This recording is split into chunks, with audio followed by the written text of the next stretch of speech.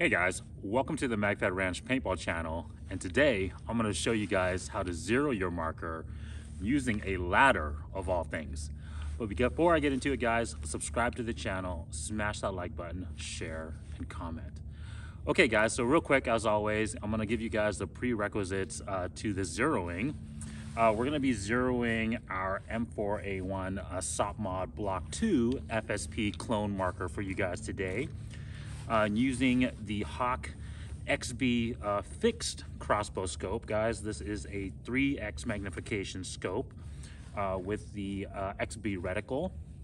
I'll go over that reticle real quick in a little bit here, guys. It's mounted on our FSR adjustable riser. As always, that's the recommended riser we use.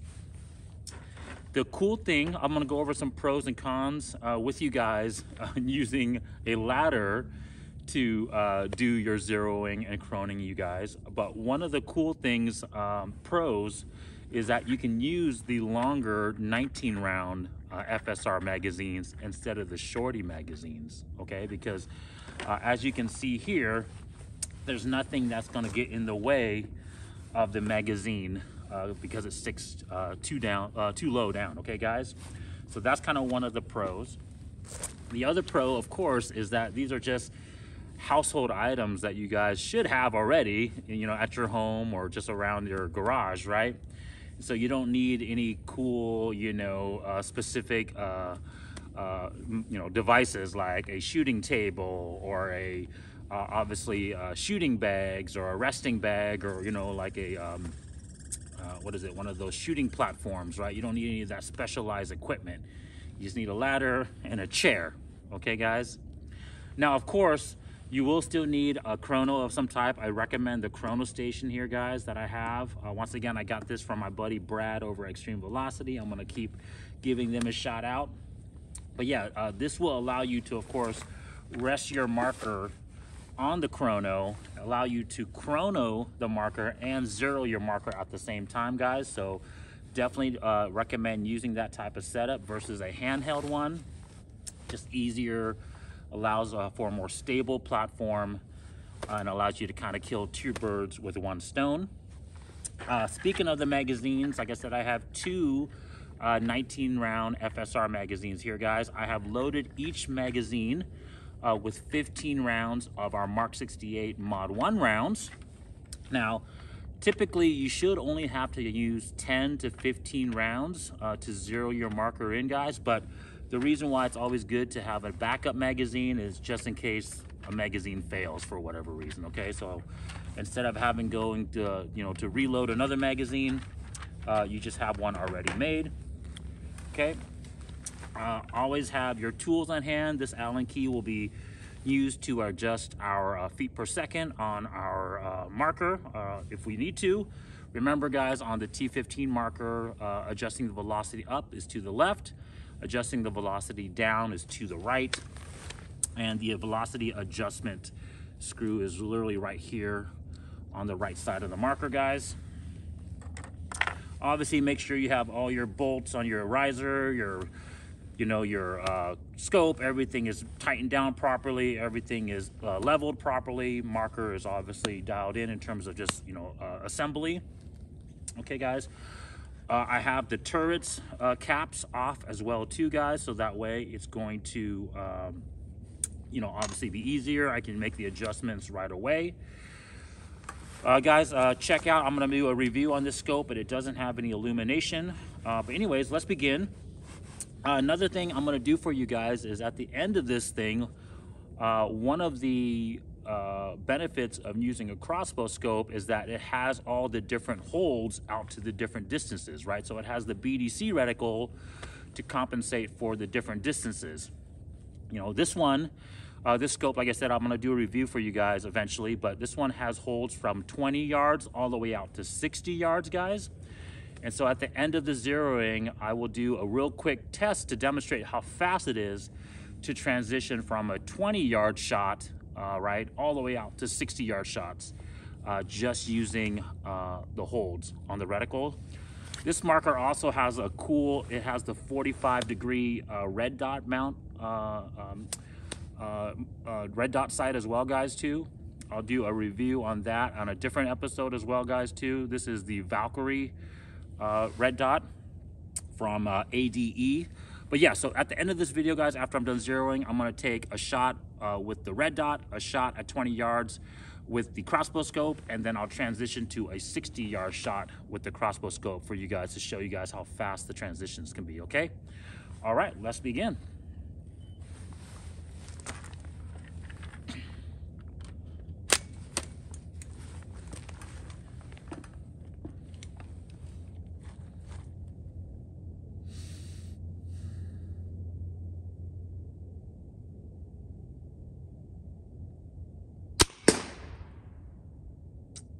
Guys, that was just a hair low, so I'm just going to adjust the marker optic up a hair. Now and that was also at 292, guys, so I'm just, like I always tell you guys, I try to adjust our markers just right a hair below 300. Okay, now one of the cons with this setup is that obviously you don't have as stable as a platform as the shooting bench with the sandbags, right, guys? As you notice here, this is uneven ground as well too, so do whatever you can, your best to obviously make the platform as stable as possible, but the ladder setup won't be as stable, okay, guys?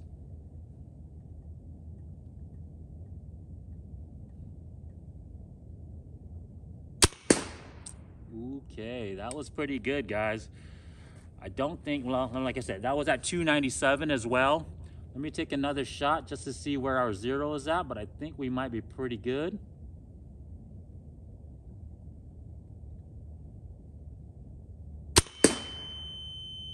Okay, that was a little to the left. That was at 304.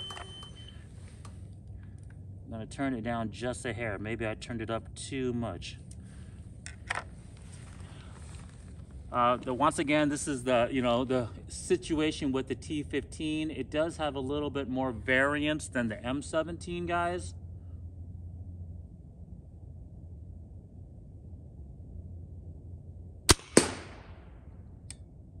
Yeah, that's pretty good, guys. That was at 296. I think my zero is pretty good. I'm gonna try one more shot.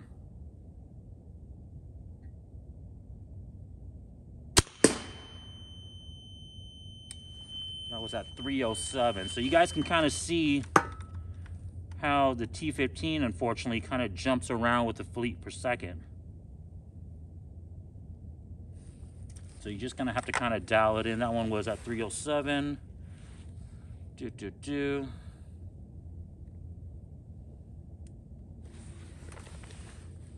another shot here, guys.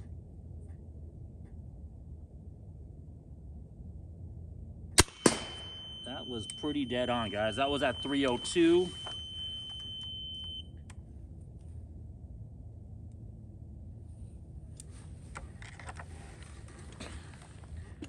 All right.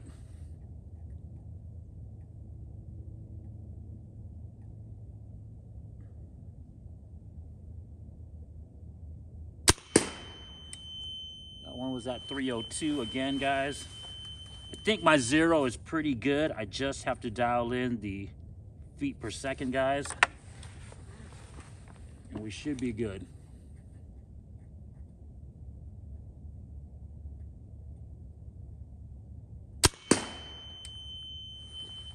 That was at 302 again.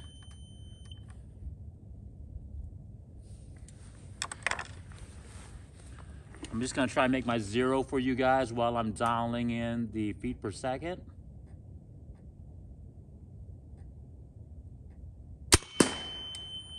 That was at 301. Now, just make the adjustments as small as you guys can, because last thing you wanna do is over adjust, and then you're gonna have to really, do the adjustments a lot. So just do the adjustments slowly, guys.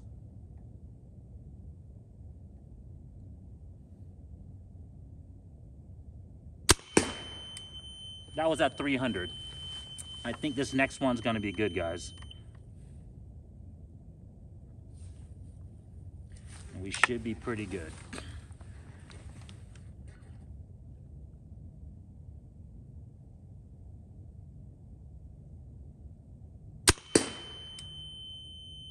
301.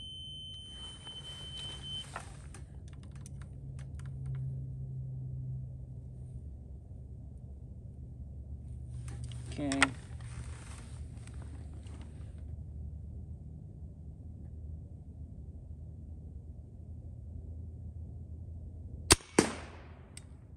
$2.99. All right, let's get our zero. See how good our groupings can be. Okay, guys. $2.89.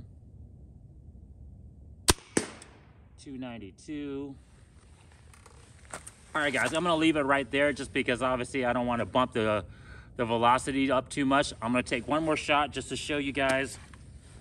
Yeah, we got one more shot left. Okay, so this is our last shot, guys, all 15 rounds.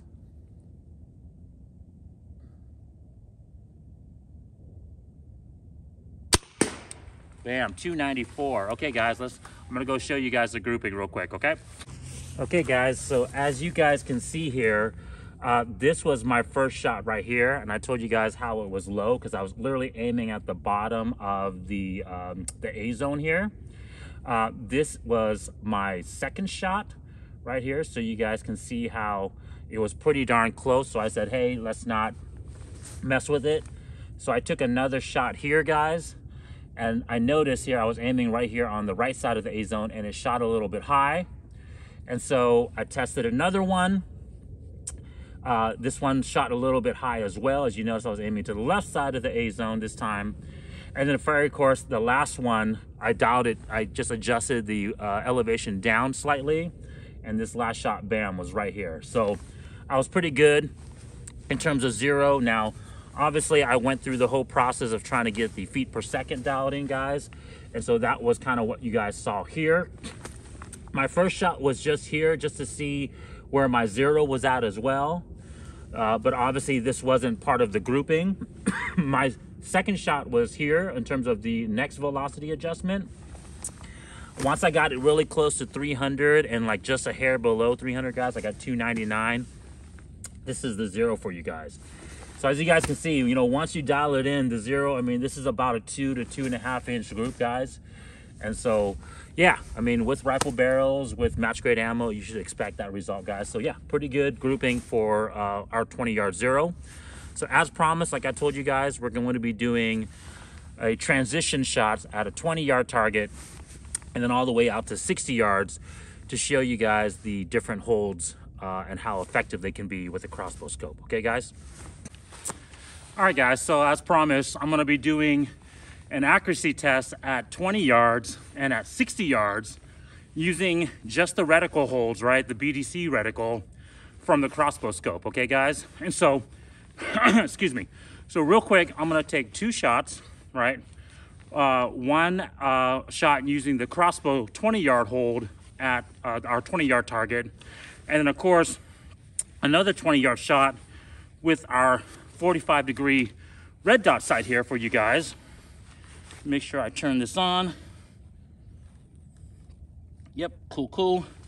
It's on. And then of course, I'm gonna transition after those two shots to our 60-yard target, just using the 60-yard BDC reticle holder on our crossbow scope. Okay, guys? So yeah, I'll show you guys how fast it could be just using the crossbow scope, not having to adjust the adjustable riser. Okay, guys?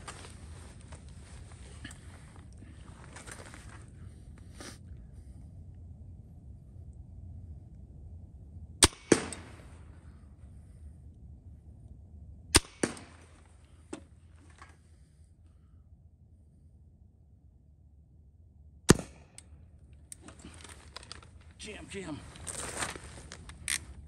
Had a real quick flip, guys, so let's clear that flip. Let's engage that target at 60. Again.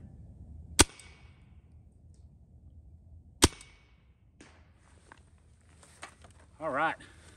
You guys see how fast I was. I actually made 2 hits out of 3. Wasn't trying to be slow, just trying to engage the target as fast as I could, guys.